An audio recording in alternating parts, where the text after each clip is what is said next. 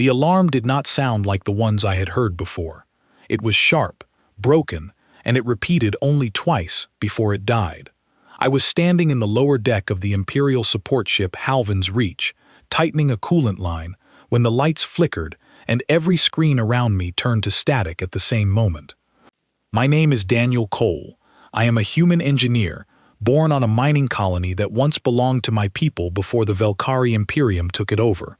Like most humans still alive in this part of the galaxy, I work for the Empire because there is no other choice.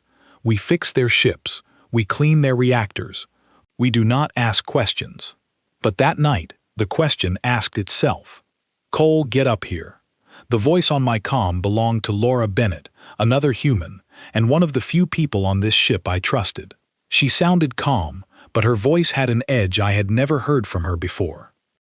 I dropped my tools and climbed the narrow ladder to the observation deck. When I reached the top, I saw 12 Velkari officers standing frozen in front of the main viewport, staring out into open space. Nobody spoke. Nobody moved. I followed their eyes.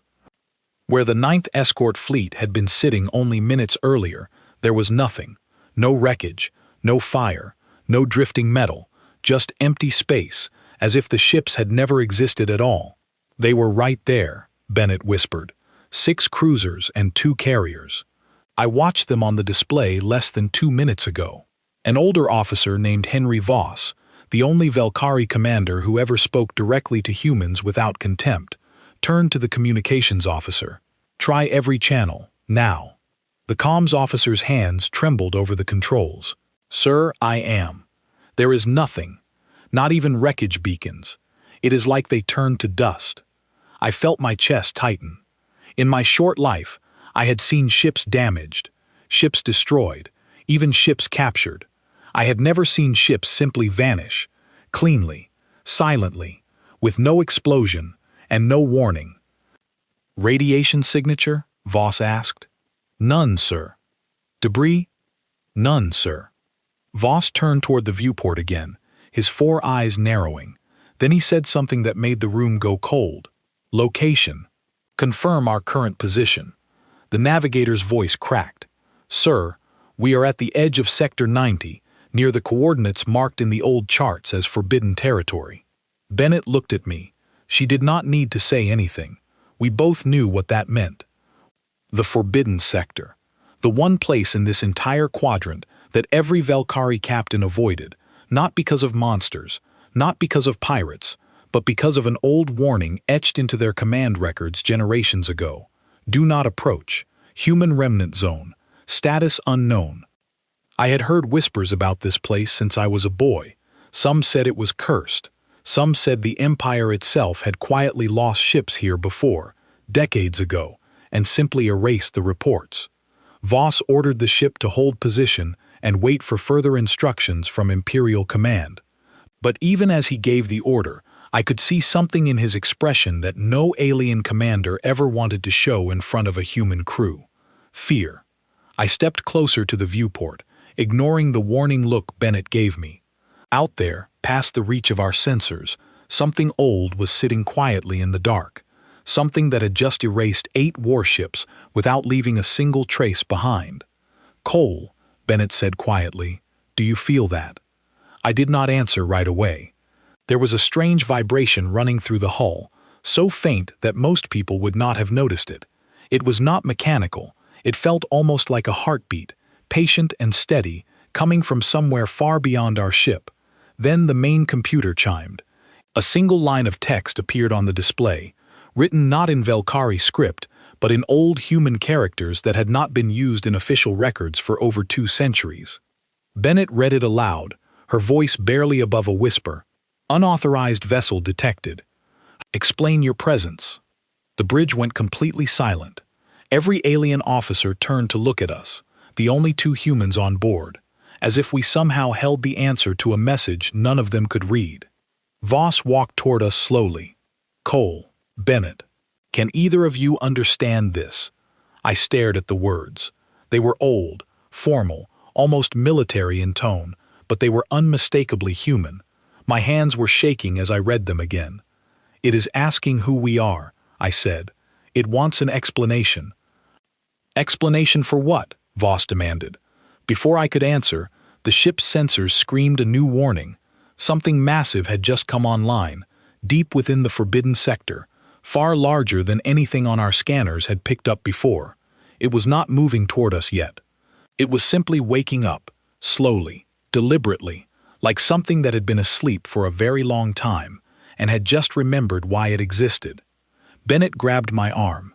"Daniel, whatever this is, it just wiped out 8 ships without firing a shot we could detect, and now it wants to know who we are." I looked back at the message glowing on the screen, written in the language of my ancestors, waiting patiently for a reply that none of us knew how to give. For the first time since I was taken from my home colony to serve the Empire, I felt something other than fear rise inside me. It was closer to recognition, as if some part of me understood that whatever slept out there in the dark had been waiting, not for the Velkari, but for someone like me. Voss turned to the captain's chair, his voice tight. "Send a formal response. Identify us as an Imperial vessel performing standard patrol duties." The comms officer typed the message and sent it into the void. We waited.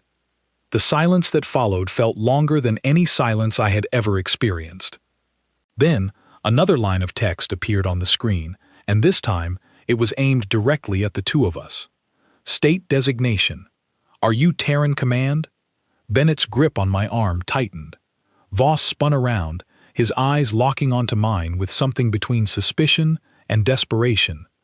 "Cole," he said slowly, "what does Terran mean?" I swallowed hard, because I already knew the answer, and I knew that answering it honestly would change everything. "It means Earth," I said. "It is asking if we are Earth's command." The bridge erupted into confused alien voices, officers shouting questions at each other in their own language, demanding explanations that none of them had. Voss held up a hand for silence, but his eyes never left mine. "Your people," he said carefully. "The old stories, the ones the Empire always denied, they were true." I did not answer. I did not need to. The proof was sitting out there in the dark, patient and awake, asking a question that no living human had been trained to answer. Something ancient had opened its eyes tonight, and it was waiting to hear from a version of humanity that none of us in that room had ever known. The message stayed on the screen for exactly 40 seconds before it vanished. In that time, nobody on the bridge moved. Not the aliens, not Bennett, not me. Voss finally broke the silence, ordering full sensor sweeps and a retreat to a safer distance, though everyone in that room understood that distance meant very little to whatever had just erased an entire fleet. As the ship slowly reversed away from the forbidden sector, I stood at the viewport a moment longer, staring into the darkness where something old had just woken up. I did not know what waited for us out there, but I knew, deep in my chest, that my life, and the life of every human still under Imperial rule, was about to change forever. I just did not yet understand how much. 3 days passed before Imperial Command responded to what happened at Sector 90. 3 days of silence from the top, and 3 days of growing panic among the crew of the Halvan's Reach. Nobody spoke openly about the vanished fleet. Officers whispered in corridors, glancing at Bennett and me as if we were somehow responsible for what had happened, simply because we shared blood with whatever had done it. On the 4th day, a new ship arrived, sleek and heavily armed, flying the personal banner of an Imperial overseer. Its arrival meant only one thing.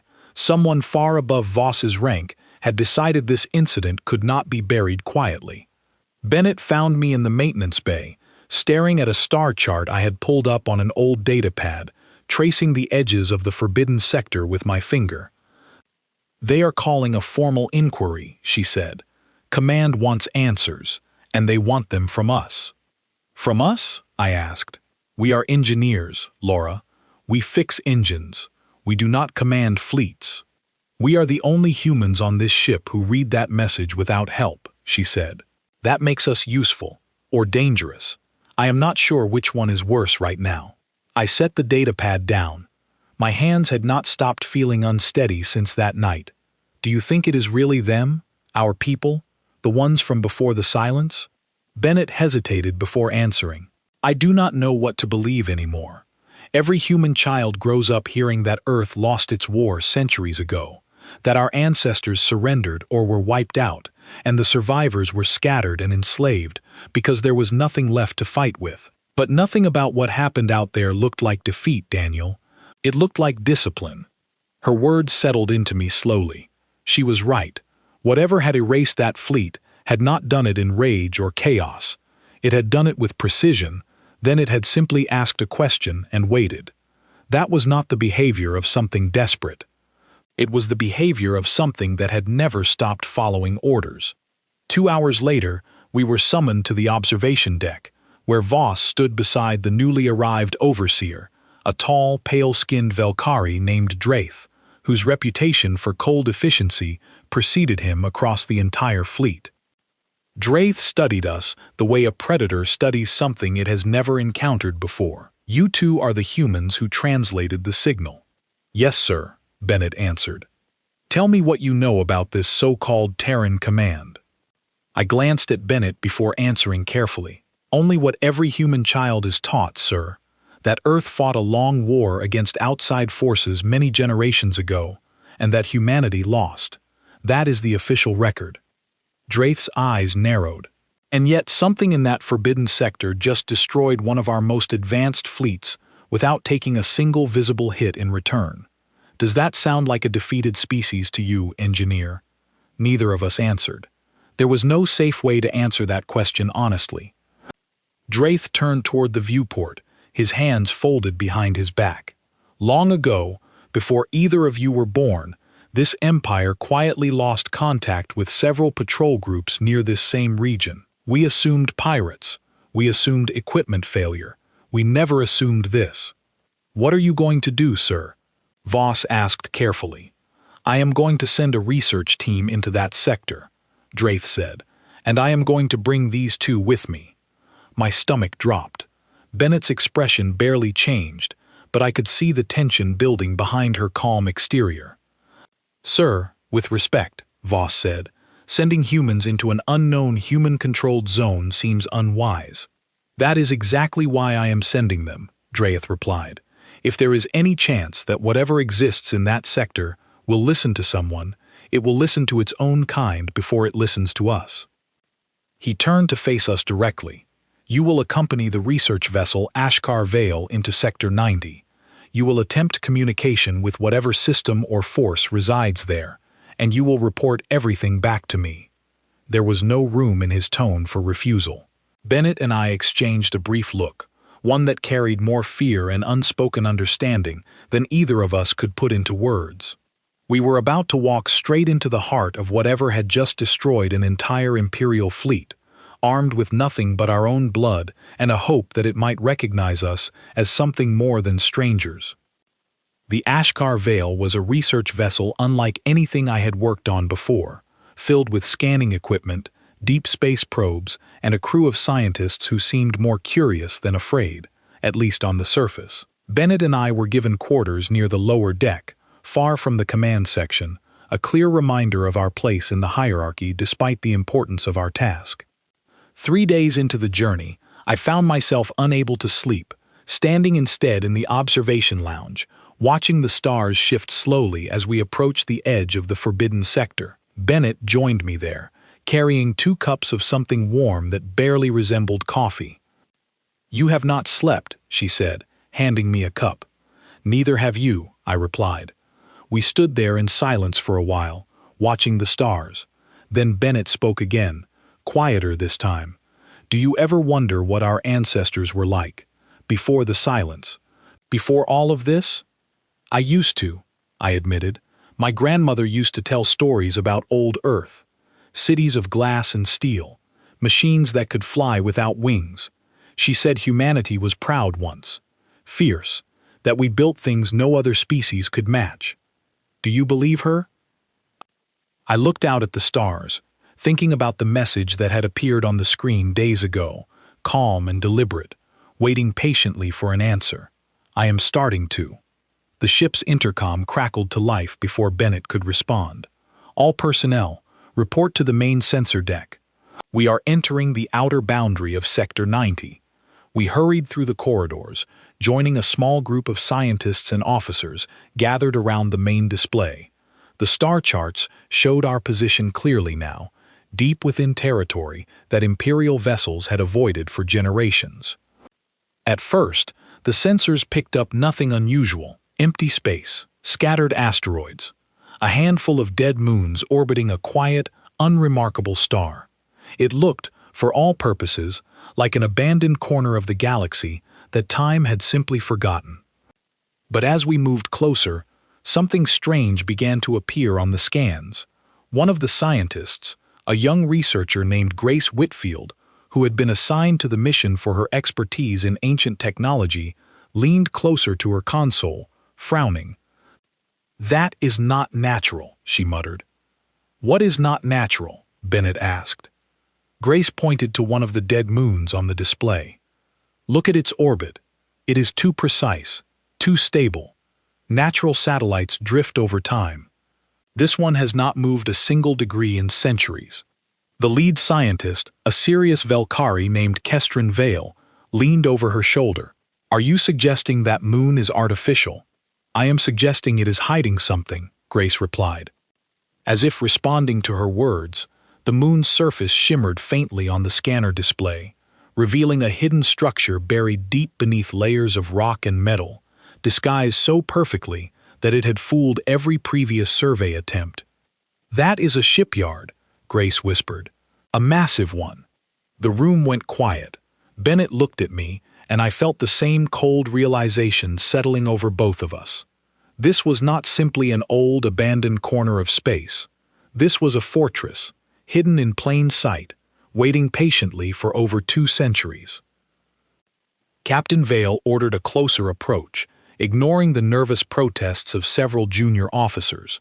As we moved deeper into the sector, more anomalies revealed themselves: asteroids with internal power signatures, debris fields arranged in patterns too precise to be accidental, an entire graveyard of old human wreckage, carefully hidden, carefully preserved, as if someone had been waiting here the entire time. "This was never a graveyard," Grace said quietly, almost to herself. "This is a garrison." The words had barely left her mouth when every sensor on the ship erupted into alarm at once. Somewhere deep within the hidden shipyard, something massive had just detected our presence, and after 2 centuries of silence, it was finally beginning to stir. Bennett grabbed my arm, her eyes wide with a mixture of fear and disbelief. "Daniel," she whispered, "I think we just woke it up." Every alarm on the Ashkar Vale screamed at once, a deep, mechanical wail that echoed through every corridor of the ship. Captain Vale shouted orders across the bridge, demanding full defensive readiness, but her voice was almost drowned out by the sheer volume of warnings flooding every console. "Report," she barked at her tactical officer. "What triggered this?" "Unknown, Captain. Multiple power signatures just came online across the entire sector. Dozens of them, maybe hundreds." Grace Whitfield stared at her display, her hands frozen over the controls. "It is not an attack pattern, it is a wake sequence, like something switching from standby to active." Bennett grabbed the edge of a console to steady herself as the ship trembled slightly beneath us. "Daniel, look." I turned toward the main viewport, just in time to see the surface of the nearest dead moon crack open like an eggshell, revealing massive doors sliding apart to release something enormous from within. Sleek, dark shapes began emerging from the hidden shipyard, one after another, moving with a precision that felt almost unnatural. "Multiple vessels detected," the tactical officer announced, his voice trembling. "Configuration unknown. They do not match anything in our current database." Captain Vale's jaw tightened. "Bring us about. Prepare for immediate withdrawal." Before the helm could respond, one of the emerging vessels shifted its trajectory, moving directly toward our ship with terrifying speed. It was massive, far larger than any Imperial cruiser I had ever seen, its hull dark and smooth, marked with faded symbols that I somehow recognized despite never having seen them before. They were human symbols, Old, formal, military in design. "It is not firing," Grace said quickly, watching her scanner readouts. "It is scanning us, just scanning." The massive vessel slowed as it approached, coming to a stop at a distance that felt deliberately measured, close enough to display dominance, far enough to avoid triggering panic. A new message appeared on our main display, written once again in the old human script. "Identify command authority."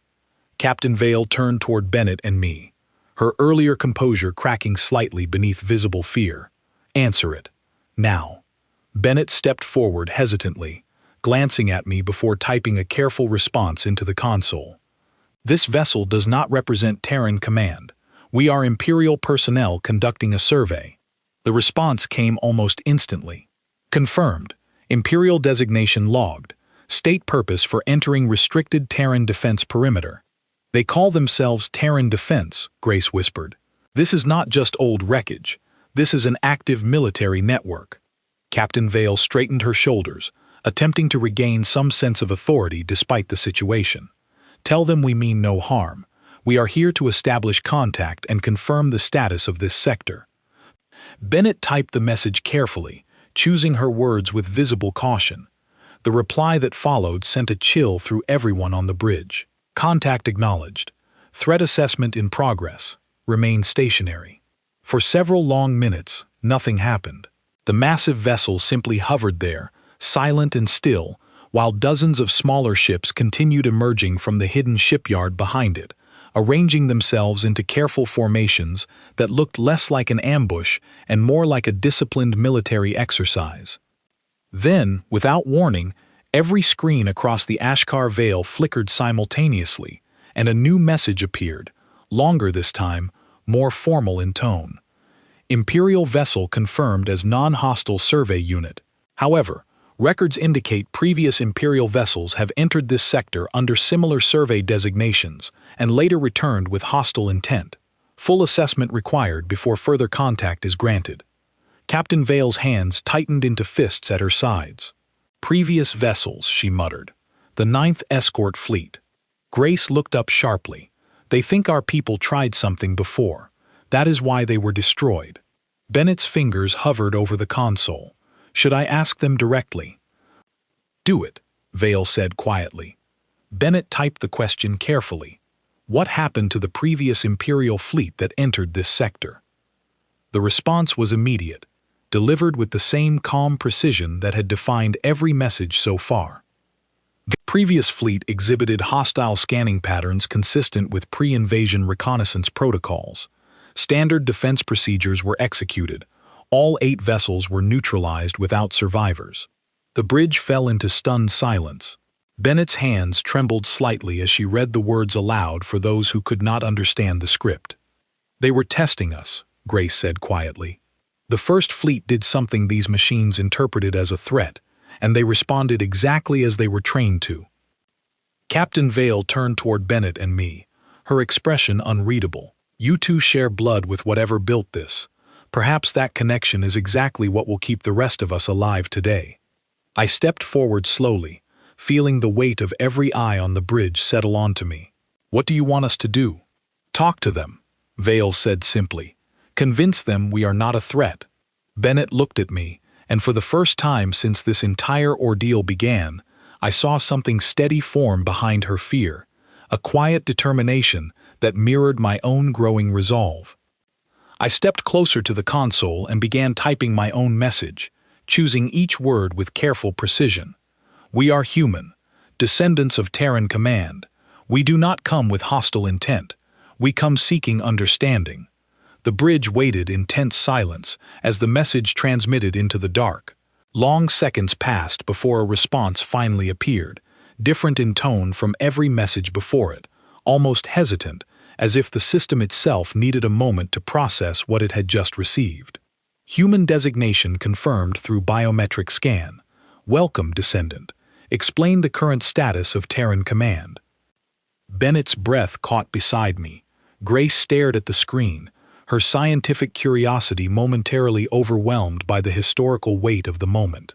Even Captain Vale seemed to understand the significance of what had just happened, though her expression remained carefully guarded. I hesitated before typing my next message, unsure how to explain centuries of silence, subjugation, and loss to a system that clearly still believed it was serving an active command structure. Terran command has been silent for over 2 centuries, I typed slowly. Humanity was defeated. Our people were scattered and placed under the authority of the Velkari Imperium. The pause that followed felt longer than any before it. When the response finally appeared, it carried a tone that felt almost mechanical in its calm, yet somehow heavier with meaning than anything the system had said so far. Records indicate no formal surrender was ever transmitted from Terran command. Standing orders remain active. Defense protocols will continue as directed. Please clarify current threat level posed by the Velkari Imperium toward remaining human population. Bennett looked at me, her eyes wide with the sudden realization of what this question truly meant. Somewhere in the depths of that ancient system, an old, patient guardian was waiting for an answer that could change the fate of every human still living under Imperial rule. I glanced around the bridge, at Captain Vale's uncertain expression, at Grace's careful curiosity, and at the massive fleet of ancient vessels still hovering silently beyond our viewport, awaiting my next words as if they had been waiting 200 years for exactly this moment. Slowly, I began to type my answer, knowing that whatever I said next would decide far more than the fate of this single survey mission. I stared at the blinking cursor for what felt like an eternity, fully aware that Captain Vale, Grace, and every officer on that bridge were waiting to see what I would type next.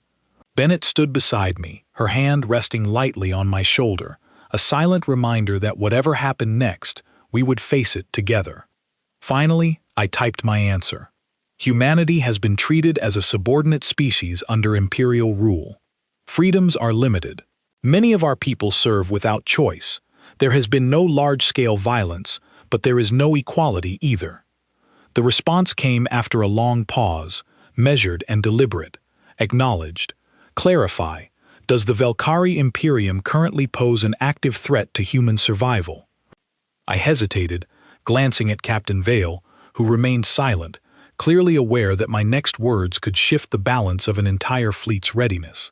I chose my answer carefully, wanting to be honest without inviting immediate chaos. There is no active war, I typed, but there is no true peace either. Humanity survives, but does not thrive. Another pause followed, longer this time. Then, the ancient system responded with words that sent a visible ripple of unease through the bridge. Understood. Standing defense protocols will remain active pending further clarification. Any direct threat to human survival detected in the future will result in immediate and total response. Grace exhaled slowly.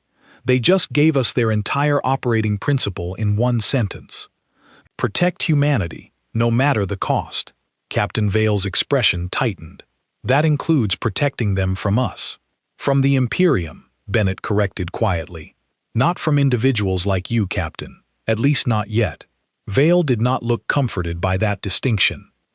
Before anyone could speak further, the massive vessel outside our viewport shifted its position slightly, and a new message appeared, this time directed specifically at me.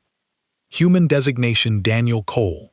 You have been identified as a direct communication link to Terran Command remnants. Prepare for further instruction. My stomach tightened. It knows my name, I said quietly. How does it know my name? Grace glanced at her scanner readouts, her eyes widening. It ran a full biometric and genetic scan the moment you approached the console. It probably cross-referenced ancient Terran records. Whatever database this system carries, it goes back generations before the silence. Bennett looked at me, her expression caught somewhere between awe and concern. They are not just talking to us, Daniel. They are choosing you specifically. Before I could respond, the ship trembled slightly as an escort formation of the ancient vessels began moving into position around the Ashkar Vale, not in an aggressive stance, but in what looked disturbingly like a formal honor formation. Captain Vale's voice cracked slightly as she addressed her crew. All hands, maintain calm, do not engage, do not provoke. A new message appeared on the screen, longer and more formal than any before it. By order of Standing Terran Defense Protocol, this vessel and its designated human representatives are granted safe passage. Imperial personnel aboard are permitted temporary immunity under current assessment status. Human Representative Daniel Cole is requested aboard Command Vessel Solence for direct dialogue. The bridge went utterly silent. Every officer turned to stare at me, and I felt the weight of their combined uncertainty settle heavily onto my shoulders. "They want you to go aboard their ship," Grace said slowly. "That is insane," Captain Vale said sharply. "We do not even know what that vessel is capable of."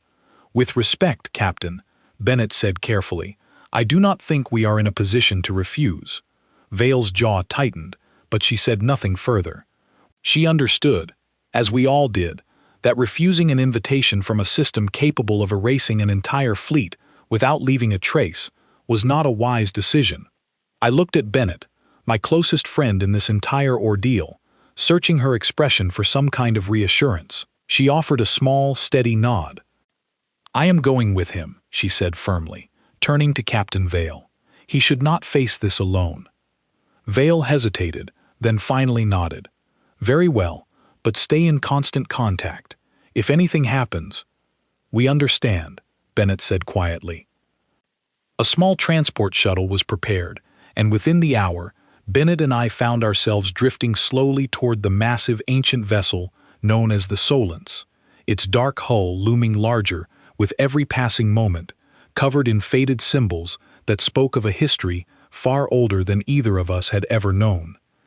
As our shuttle approached, a section of the enormous hull split open, revealing a docking bay bathed in a soft, pale light.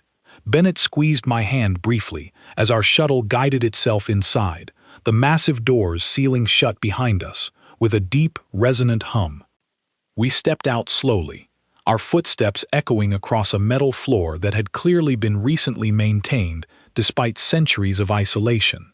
The chamber around us was vast, filled with quiet technology that hummed softly, displaying old human insignias etched carefully into every wall and support beam.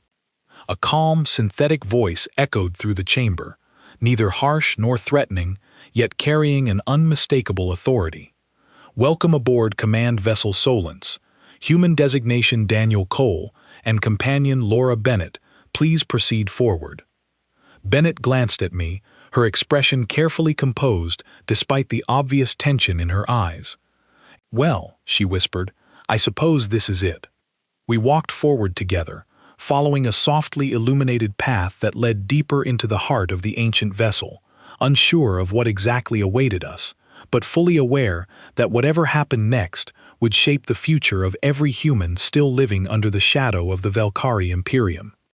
As we reached the center of the ship, a massive chamber opened before us, filled with rows of dormant control stations slowly flickering back to life.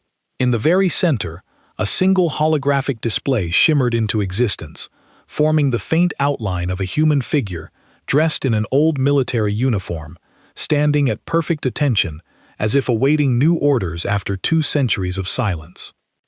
"Designation confirmed," the figure said calmly. "I am Overseer Unit Meridian, acting authority of Terran Defense Network 7. Explain, in detail, current status of humanity beyond this system."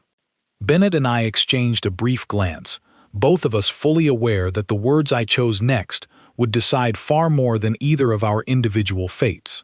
I took a deep breath, steadying myself before speaking clearly and honestly. "Humanity survives, but we are not free. We serve the Valkyrie Imperium, we work for them, we live under their laws. Some of us are treated fairly, many are not." The holographic figure remained silent for a long moment, processing the information with a stillness that felt almost human in its quiet contemplation. "Understood," Meridian finally said.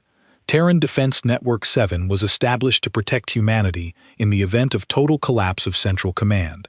Standing orders dictate full activation upon confirmation of ongoing threat to human survival and autonomy." Bennett stepped forward slightly. "What does full activation mean exactly?" Meridian's holographic form turned toward her, its expression calm yet unwavering. It means every dormant Terran defense unit within this network, and any allied networks capable of receiving activation signals, will be brought online. It means humanity will no longer stand without defense. I felt a chill run through me, a mixture of fear and something far more complicated, something close to hope. "You are talking about a war," I said quietly. "I am talking about restoring balance," Meridian corrected calmly. "Whether that requires conflict depends entirely on how the Velkari Imperium chooses to respond." Bennett looked at me, her eyes wide with the sudden realization of what we had just uncovered. This was not simply an old, forgotten defense system. This was the awakening of an entire hidden network, one capable of reshaping the very structure of galactic power, and it was waiting for us to decide what happened next. The chamber around us seemed to hum louder, as if the entire vessel was holding its breath alongside us, waiting for whatever decision would come next. Meridian's holographic form remained perfectly still, patient in a way that felt almost unsettling. "You said full activation depends on the actions of the Imperium," Bennett said carefully. "What if we can prevent conflict altogether? What if there is another way?" Meridian tilted its head slightly, an oddly human gesture from something built centuries ago. Terran Defense Network 7 was designed with two goals: protect humanity, avoid unnecessary destruction. If a peaceful resolution exists, it will always be prioritized first. I felt a small measure of relief at those words, though the weight of everything happening around us remained heavy. "Then help us find that resolution," I said. "Do not act until we understand the full picture." Meridian considered this for a long moment before responding. "Agreed. Full activation will remain paused pending further assessment. However, all units within this system will remain on high alert. Any direct threat detected will be answered immediately." Bennett exhaled slowly, some of the tension leaving her shoulders. "Thank you." "There is no need for thanks," Meridian replied simply. "Protecting humanity is not a favor. It is the purpose for which this network was built." As we prepared to return to the Ashkar Vale, Meridian's form flickered slightly, a rare sign of hesitation in its otherwise composed demeanor. "There is something else you should understand," it said. "Word of this activation will not remain contained. Other systems, other watchers across this galaxy, will notice that Terran defenses have stirred after 2 centuries of silence. Some will see this as opportunity, others will see it as warning." I felt my stomach tighten at those words. What does that mean for us? "It means the galaxy is about to remember something it tried very hard to forget," Meridian said quietly. "It means humanity is no longer invisible." Bennett and I returned to our shuttle in silence, both of us processing the enormity of everything we had just witnessed. As we docked back aboard the Ashkar Vale, Captain Vale and Grace were waiting anxiously at the entrance, eager for any explanation of what had transpired. "They are pausing activation," I explained quickly.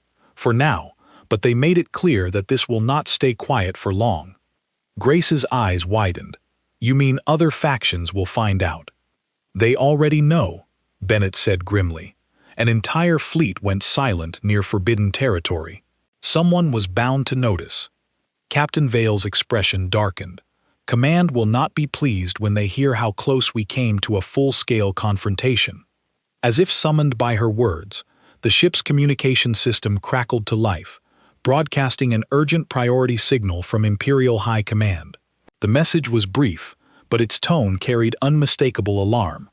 "All personnel are to return immediately. Reports of unauthorized human defense activity have reached multiple sectors. Overseer Draith demands immediate briefing upon arrival." Bennett looked at me, her expression grave. "It seems the secret is already out." As our ship began its slow retreat from Sector 90, I found myself standing once again at the observation deck, staring out at the ancient fleet of ships slowly returning to their hidden positions within the shipyard moon. Somewhere out there, an old, patient guardian continued to watch, waiting to see whether the galaxy would choose peace or provoke the very conflict it had been built to answer. For the first time in my life, I did not feel like a subordinate laborer serving an empire that viewed my people as lesser. I felt like something else entirely, a representative of a species that the galaxy had underestimated for far too long. As the stars outside blurred into the streaks of faster-than-light travel, I closed my eyes and allowed myself a single quiet thought. Humanity was never truly defeated. We had simply been waiting, patiently, for the right moment to remind the galaxy exactly what we were capable of. And that moment had only just begun. The return journey to Imperial territory felt longer than the journey out had ever been. Every hour brought a new wave of tension aboard the Ashkar Vale, as officers whispered among themselves, glancing occasionally toward Bennett and me, with expressions caught somewhere between fear and reluctant respect.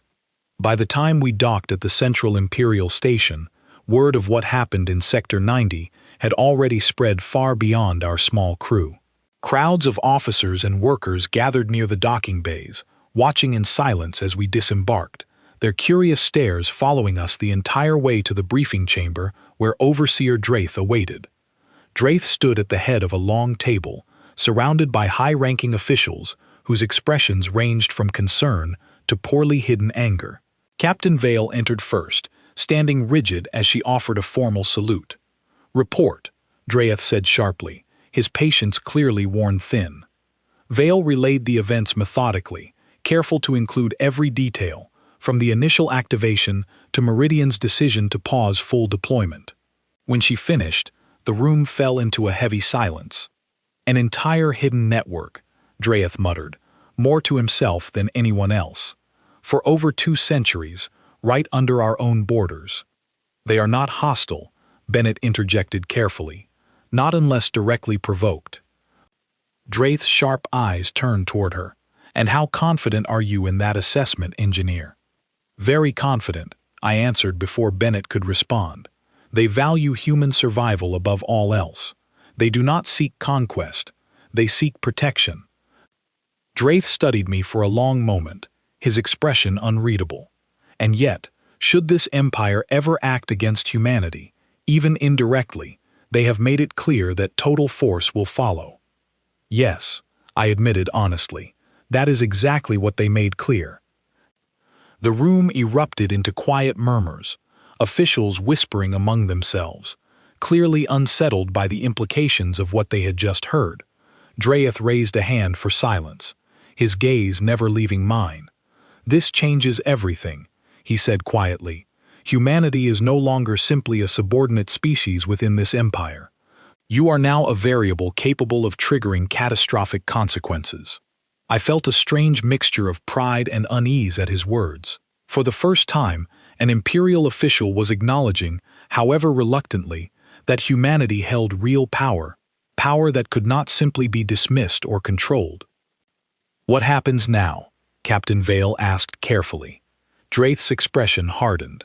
"Now, we must decide whether this empire chooses diplomacy or provocation. And knowing the political tendencies of certain factions within our own government, I fear that decision may not remain in wise hands for long." His words carried an ominous weight that settled uneasily over the entire room. Somewhere far beyond this station, ancient human guardians waited patiently in the dark, ready to respond the moment any true threat emerged. And somewhere within the highest levels of Imperial leadership, forces were already beginning to stir.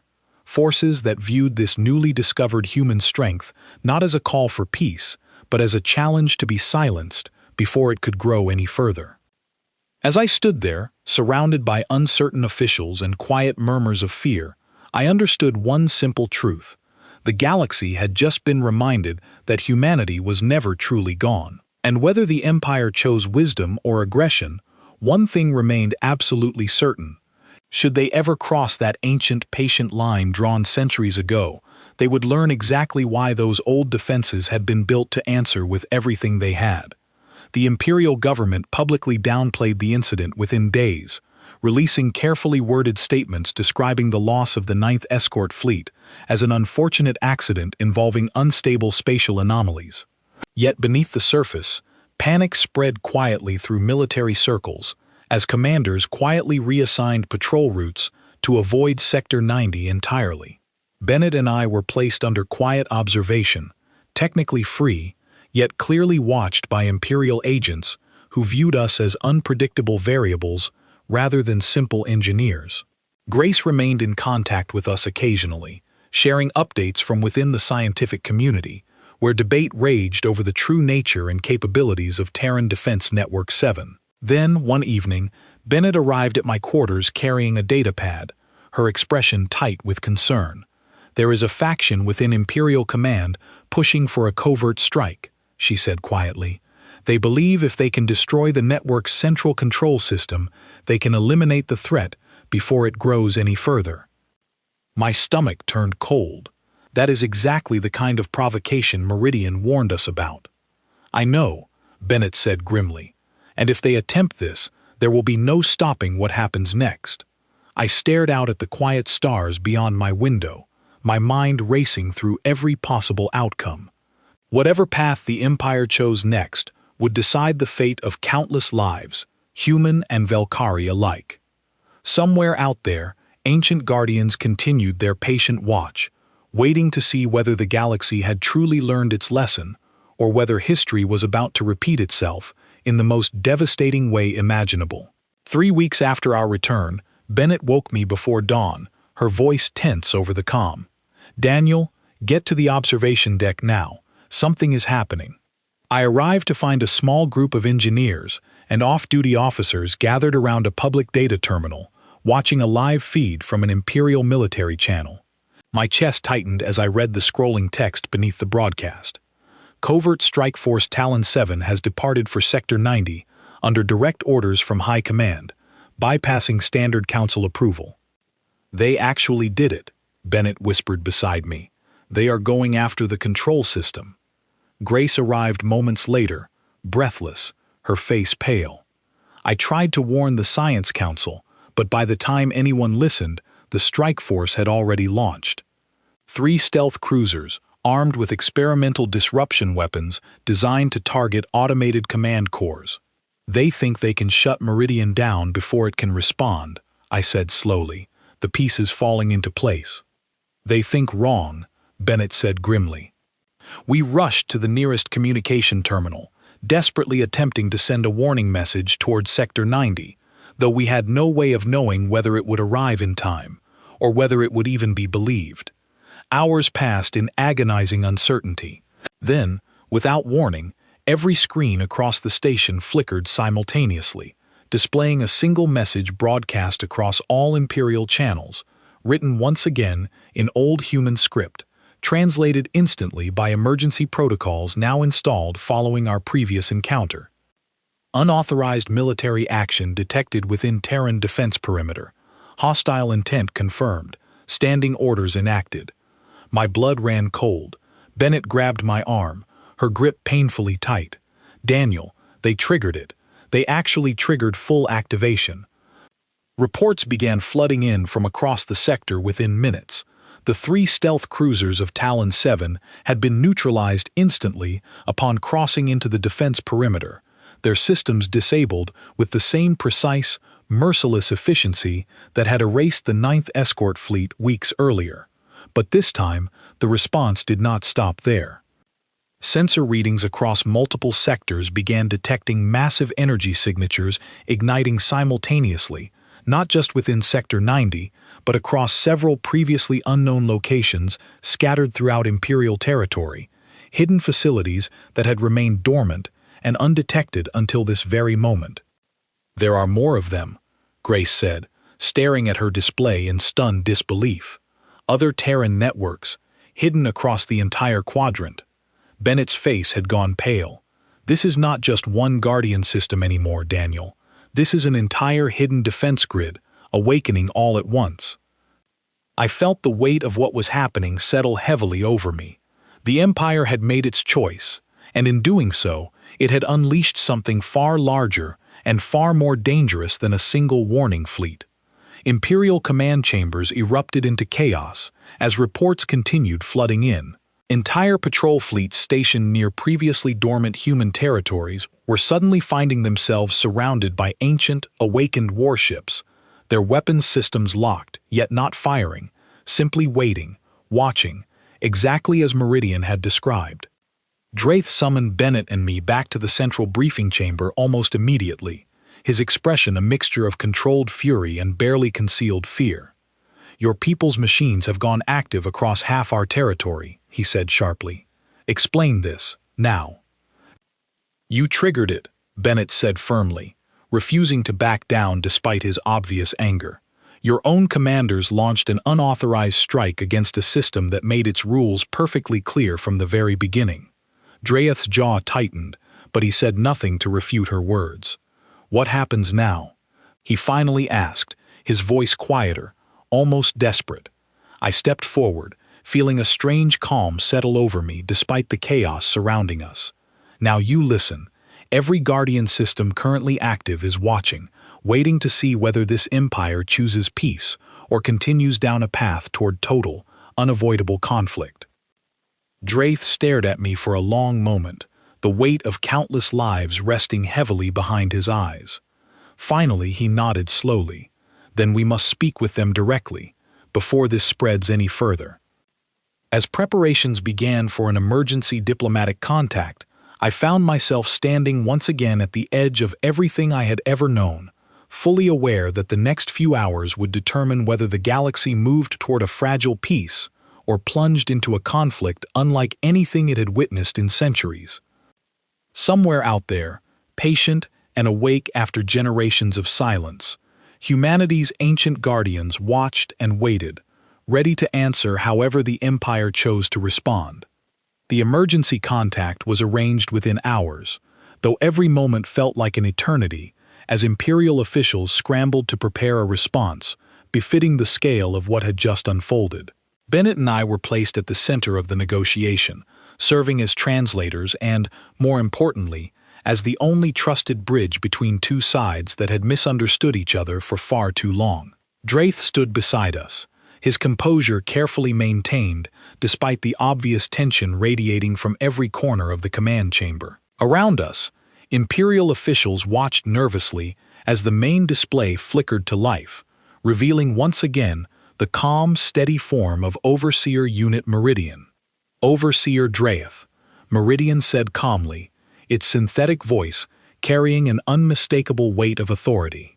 "Your forces initiated hostile action against a defense perimeter with clear standing warnings. Explain your intentions." Draith hesitated only briefly before responding, his voice measured despite the clear discomfort in his expression. "That action was unauthorized. It did not represent the will of this empire's leadership. I extend a formal apology, and I request immediate cessation of further activation." Meridian remained silent momentarily, processing the response with careful deliberation. "Apology noted. However, standing protocols require confirmation that no further threat exists before deactivation can occur." Bennett stepped forward slightly, her voice steady despite the tension surrounding us. "What would you require to confirm that?" "Formal acknowledgement of humanity's autonomy," Meridian replied simply.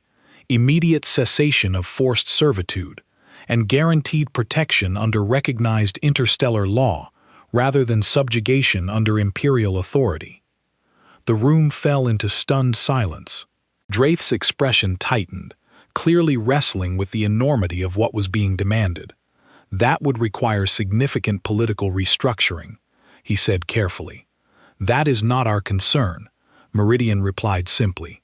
"Our concern is the survival and autonomy of humanity.